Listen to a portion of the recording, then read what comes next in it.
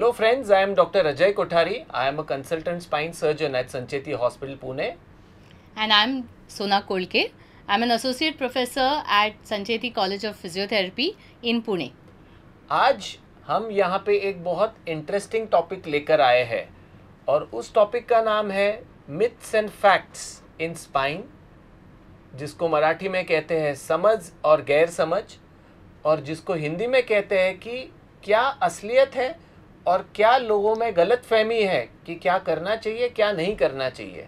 So let's start this myths and fact session का first topic which is exercise. So exercise के बारे में लोगों में बहुत गलत फहमी है. अगर किसी को अक्यूट पेन होता है कमर में, बहुत ज़्यादा गर्दन में पेन है, कमर में पेन है, तो उसको हमारा लिटरेचर कहता है कि आप 3 से 4 दिन का रेस्ट करिए टिल द टाइम आपका पेन कम हो जाए, और पेन कम होने के बाद धीरे धीरे आपके एक्सरसाइजेस बढ़ाइए एंड ग्रेजुअली वो बढ़ाकर उसको कंटिन्यू रखिए. बट होता क्या है, हम जो डे टू डे सिनारियो में देखते हैं कि लोग रेस्ट 3-3, 4-4, 5-5 हफ्ता लेते हैं और एक्सरसाइज नहीं करते, और उसके कारण उनके मसल्स कमज़ोर होते हैं, और फिर जब वो एक्सरसाइज शुरू करते हैं तब उतना मोमेंटम, उतना पोटेंशियल, उतना स्ट्रेंथ गैदर नहीं कर पाते. मैडम, आप क्या कहेंगे? बहुत सही कहा सर ने.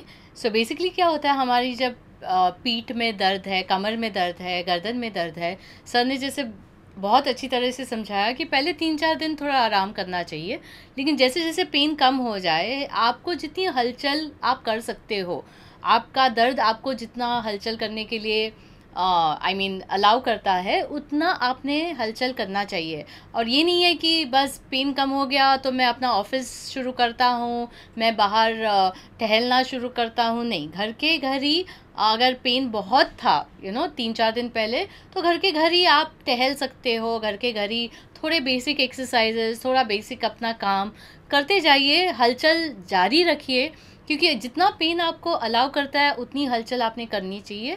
फिर डॉक्टर की सलाह से आप आपके एक्सरसाइजेस जब शुरू कर सकते हैं, तब फिजियोथेरेपिस्ट भी आपको कौन कौन से एक्सरसाइजेस करने चाहिए, कौन कौन से नहीं करने चाहिए, उसके ऊपर भी और एडवाइस या और आपको सूचना दे सकते हैं. So in short, the science says कि अगर किसी को अक्यूट पेन है तो शुरुआत में 2 से 3 दिन रेस्ट करिए, फिर धीरे धीरे जैसे पेन कम होता है आप बेसिक एक्सरसाइजेस शुरू करिए.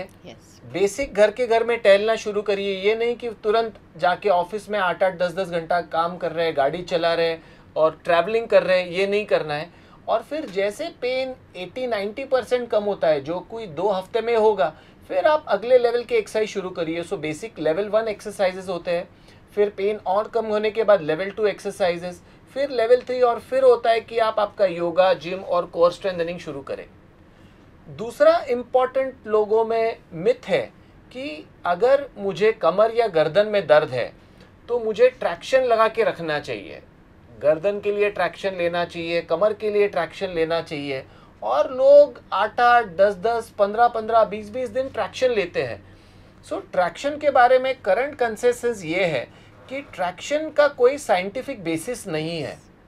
अगर हम लंबर स्पाइन मतलब कमर की बात करते हैं, तो आज के जो करंट साइंटिफिक पब्लिकेशंस है वो कहते हैं कि there is no role of lumbar traction.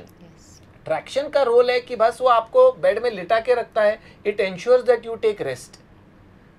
तो traction basically is not a quick short remedy for any neck और बैक प्रॉब्लम. मैडम, क्या कहेंगे? Yes, even from physiotherapy point of view traction का रोल बहुत ही लिमिटेड है, because as sir pointed out, evidence traction के बहुत ही कम है. तो traction as a treatment option भी बहुत लिमिटेड है. हम यूज़ करते हैं for a very limited group of patients. वो सबके लिए काम नहीं करता है, and it's a very very limited group जिस पे वो ट्रैक्शन एक्चुअली वर्क्स. इनफैक्ट बहुत लोगों में जिनको कमर दर्द है या नेक पेन है, ट्रैक्शन के अलावा इतने एक्टिव ट्रीटमेंट ऑप्शंस है आजकल कि उनको एक्सप्लोर करना ज़्यादा इम्पॉर्टेंट है rather than sticking on to traction. तीसरा इम्पोर्टेंट बात है कि अगर मुझे दर्द है तो मैंने गर्म पानी से सिकाई करना चाहिए या बर्फ़ से सिकाई करना चाहिए. तो उसका एक बहुत सिंपल आंसर है. इन अक्यूट पेन, अगर किसी को अक्यूट पेन है, कल ही दर्द शुरू हो गया है, तो ऐसे कंडीशंस में आपने आइस फोमेंटेशन करना चाहिए। बट अगर ऐसे कई सीनियर सिटीजन्स हैं जिनको क्रॉनिक पेन है, सालों से दर्द है, जिनको कमर में दर्द है, घुटने में दर्द है, कमर में दर्द है, सो ऐसे लोगों ने गर्म पानी से सिकाई करना ज़रूरी है।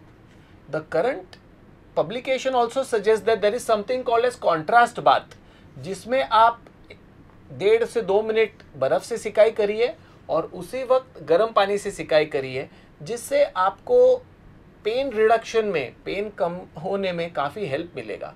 पर एक है कि सिकाई आप रोज़ नहीं कर सकते, सिकाई आप कंटिन्यूसली महीनों महीनों सालों सालों नहीं कर सकते, क्योंकि सिकाई करने से वहाँ जो मसल्स है वो मसल्स कमज़ोर होते हैं और सिकाई इज़ फॉर अक्यूट पेन, वो जो सीवियर पेन है उसको कम करने के लिए सिकाई है।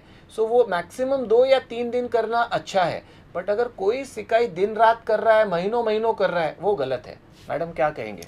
सो बेसिकली हम जब फिजियोथेरेपी एडवाइस करते हैं, हमारे कसरत होते हैं, एक्सरसाइजेज जो हम पेशेंट्स को एडवाइस करते हैं करने के लिए, एक आध बार जब हमको भी लगता है कि मसल थोड़ा स्टिफ है या कसरत के लिए तैयार नहीं है, तो बिफोर एक्सरसाइज ऑल्सो एक आध बार हम लोग हीट देते हैं। In fact if you look into कि कौन सा मोडालिटी या कौन सा equipment works best for back pain, तो आपको मिलेगा कि साइंटिफिक एविडेंस में हीट पैक का सबसे मैक्सिमम बेनिफिट है।